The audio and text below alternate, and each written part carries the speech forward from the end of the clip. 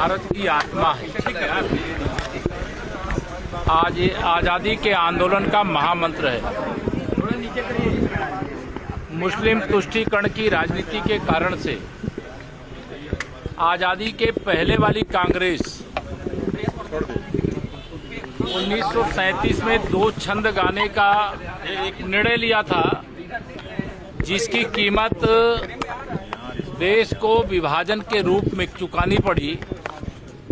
अब जब माननीय प्रधानमंत्री श्री नरेंद्र मोदी जी के नेतृत्व वाली सरकार में सभी 6 छंद गाने का कानून बन चुका है, संसद के द्वारा कानून पास हो चुका है, राष्ट्रपति जी के द्वारा अधिसूचित किया जा चुका है, उसके बाद 2 छंद गाना ये भारत का अपमान है, भारत माँ का अपमान है, भारतवासियों का अपमान है।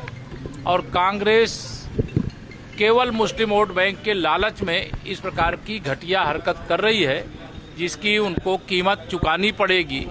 भारतीय जनता पार्टी सभी 6 छंद गाएगी और पूरा देश गाएगा, और कांग्रेस नहीं गाएगी तो कांग्रेस का क्या असर होगा, ये कांग्रेस को स्वयं समझ लेना चाहिए। अखिलेश यादव कह रहे हैं भाजपा मतलब बीजेपी का मतलब भाग जाओ पाकिस्तान, क्योंकि योगी जी ने पीडीए को लेकर पी का मतलब पाकिस्तान से निकाला था, तो भाग जाओ पाकिस्तान बीजेपी का उन्होंने पूरा। देखिए, श्री अखिलेश यादव निरंतर बौखलाहट में, उनको मुंगेरी लाल का हसीन सपना 2027 में सत्ता में आने के लिए दिखाई दे रहा था, लेकिन 2027 तो छोड़िए, 2047 तक ना तो श्री अखिलेश यादव जी यूपी के मुख्यमंत्री बनेंगे और ना ही श्री राहुल गांधी जी देश के प्रधानमंत्री बनेंगे।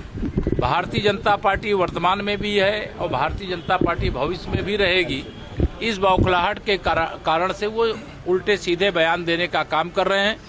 पीडीए की व्याख्या स्वयं श्री अखिलेश यादव जी ने बार बार बदलने का काम किया है, लेकिन उनका पीडीए परिवार डेवलपमेंट एजेंसी के अलावा कुछ नहीं है, गुंडों का संरक्षण करने के अलावा कुछ नहीं है, अपराधियों, माफियाओं, दंगाइयों का संरक्षण कराने के अलावा कुछ नहीं है।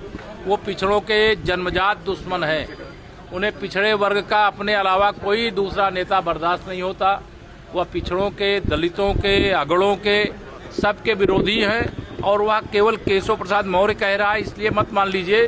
वो रिकॉर्ड में उपलब्ध है। आप सब लोगों से बात करते समय भी उन्होंने कभी पिछड़ों को गाली देने का काम किया, कभी दलितों को गाली देने का काम किया, कभी सवर्णों को गाली देने का काम किया। इसलिए उनका पीडीए तो पूरी तरह से फर्जी है। चीनी के दाम, बुलेट प्रूफ जैकेट भी नहीं ले रहे हैं अखिलेश जी, कह रहे हैं कि अभी तक हमको बुलेट प्रूफ जैकेट भी नहीं मिला, जबकि 10 लाख रुपया प्रति बुलेट प्रूफ जैकेट के लिए सरकार उनकी सुरक्षा को लेकर के चिंतित भी रहती है और उनकी सुरक्षा की व्यवस्था भी करती है, और उनको बुलेट प्रूफ जैकेट अगर सुरक्षा एजेंसियों ने कहा है तो लेना चाहिए। चीनी के दाम जिस तरह से बढ़ रहे हैं, उत्तर प्रदेश सरकार किस तरह से उसको नियंत्रित करेगी? चीनी के अलावा प्याज वगैरह और भी बहुत सारी चीजों के जो चीजें कोई दाम बढ़ेंगे तो उनको नियंत्रित करने के लिए जो सरकार के द्वारा कदम उठाया जा सकता है, उठाया जाए।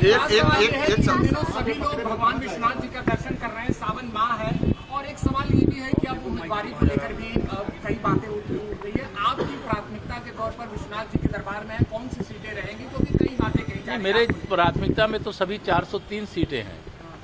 मैं तो 403 की 403 सीटें लड़ता हूं, मैं एक सीट पे लड़ता ही नहीं हूं। तो 403 सीट पे लड़ने वाले जो लोग हैं, नेतृत्व करने वाले जो लोग हैं, उनको एक सीट के बारे में नहीं सोचना चाहिए। जहां जहां भाजपा और भाजपा के गठबंधन के प्रत्याशी लड़े, वह सभी सीटें हमारे भाजपा और एनडीए के प्रत्याशी जीतें, इसी लक्ष्य को लेकर के हम लोग चुनाव लड़ते हैं, लड़ाते हैं, जिताते हैं।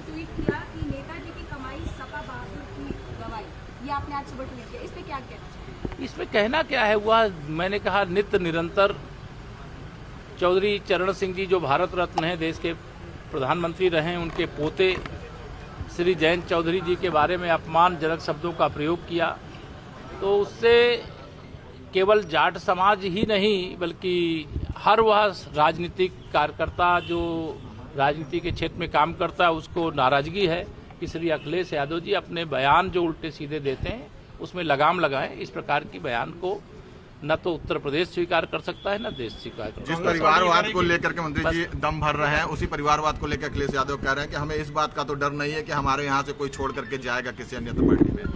वो तो बहुत लोग उनके 2017 में जा चुके हैं, 2014 में जा चुके हैं, हम लोगों के यहाँ भी आ चुके हैं, लेकिन अब समाजवादी पार्टी में जो बचे खुचे हैं उनको भाजपा लेने वाली नहीं है, और उनके लोग अगर भाजपा में आना चाहेंगे तो भी अभी दरवाजे हमारे बंद हैं।